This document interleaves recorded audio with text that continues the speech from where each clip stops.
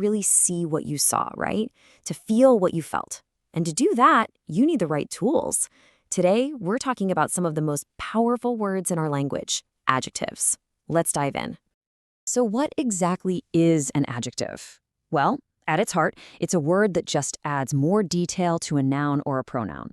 Think of adjectives as the words that paint a picture in your mind. They answer all the important questions, like, are we talking about the red car or the blue one? The tall building or the short one? The 3 dogs or just the one? Adjectives give us all those delicious specifics.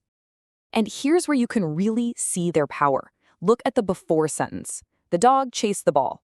Okay, it gets the job done, it's functional, but it's a little boring, isn't it? Now look at the after.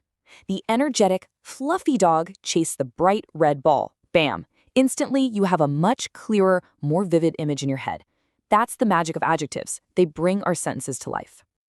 Now, adjectives are pretty flexible, but they usually hang out in 2 main spots in a sentence. The first is what we call attributive, which is just a fancy way of saying it comes right before the noun it's describing, like in the black dog. The other spot is predicative, and that's where the adjective comes after a linking verb, like is or was. So, the dog was black. See? Same adjective, just a different place in the sentence.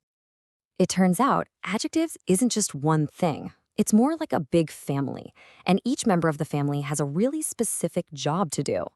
We're about to meet all of them, from the ones that describe quality to the ones that ask questions or show who owns something. Let's start with the most common type, adjectives of quality. Honestly, these are your everyday go-to describing words. They tell you about the characteristics of something. Is it a beautiful painting? A strong cup of coffee? A happy kid? These words get right to the heart of what the noun is like. Okay, next up, we have adjectives of quantity. Now, the key thing to remember here is that they work with uncountable nouns. You know, things you can't really count one by one. For example, you wouldn't say you have 3 waters. You'd say you have much water. You don't get 5 advices. You get some advice. These adjectives always answer the question, how much? And right on the heels of that, we have adjectives of number. If the last ones were for stuff you can't count, these are for all the things you can count. They answer the question, how many? So you can have 3 chairs, several books, or many good ideas. It's the difference between having much work to do, which is uncountable, and having many projects, which you can count. Demonstrative adjectives are awesome.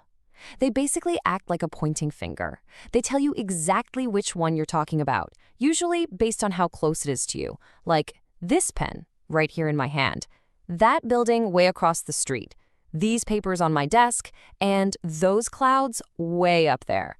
It's all about near versus far. Then we have possessive adjectives. These guys are super common and incredibly useful. They answer one simple question. Whose is it? Is it my coffee, your idea, her book? They always pop up right before a noun and make it instantly clear who owns what. Okay, this is a pretty cool grammar trick. The words which, what, and whose can actually act as adjectives, but only when they're followed immediately by a noun in a question. So they're not just asking something in general, they're zeroing in on that noun. For instance, in whose computer is this? The word whose is actually modifying the noun computer. Pretty neat, huh? I love proper adjectives because they're like a cultural shortcut. They're formed from proper nouns, like the name of a person, a place, or even a brand, and you always have to capitalize them. So a play written in the style of Shakespeare becomes a Shakespearean play. Food from Italy becomes Italian food. They pack so much meaning and context into just one word. Adjectives don't just describe things in isolation, they also compare them. And we use 3 different degrees or levels to do this. The basic starting form is the positive degree, like strong. When you're comparing just 2 things, you move up to the comparative degree, stronger. And when you've got 3 or more things and you want to pick the top one, you use the superlative, strongest. So how do we actually make these comparisons? For most short words, like tall, it's easy. You just add ER for the comparative and EST for the superlative. So taller, tallest. For longer words, like beautiful, we don't add an ending, we use more and most in front. And then you got the rebels, the irregulars. Good doesn't become gooder, it becomes better and best. Same with bad, which becomes worse and worst. Those are just a few you have to memorize. Have you ever noticed how a big red car sounds totally normal, but a red big car sounds just a little bit off? Well, there's a reason for that.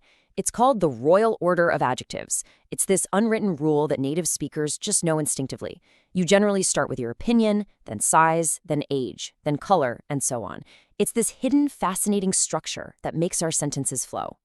Okay, let's clear up a major point of confusion for a lot of people: adjectives versus adverbs. The rule is actually super simple when you break it down. Adjectives describe nouns, adverbs describe verbs, or even other adverbs. Check out the examples. He is a slow runner. Here, slow is an adjective describing the noun runner. But in he runs slowly, slowly is an adverb telling us how he runs. It's all about which word is getting the description. All right, before we wrap up, let's go over a few common mistakes to watch out for. First, avoid the double comparative, like saying more stronger. It's redundant, it's just stronger. Second, after linking verbs like feel or look, always use an adjective. You feel bad, not badly. And finally, remember that rule about counting things? You have fewer dollars because you can count them, but you have less money, which is an uncountable concept. So as we've seen, adjectives are so much more than just describing words. They add color, they add detail, they compare, they clarify, they even follow a secret order to make our language sound right. They're the tools that turn a plain sentence into a powerful picture. So the only question left is, what will you describe today?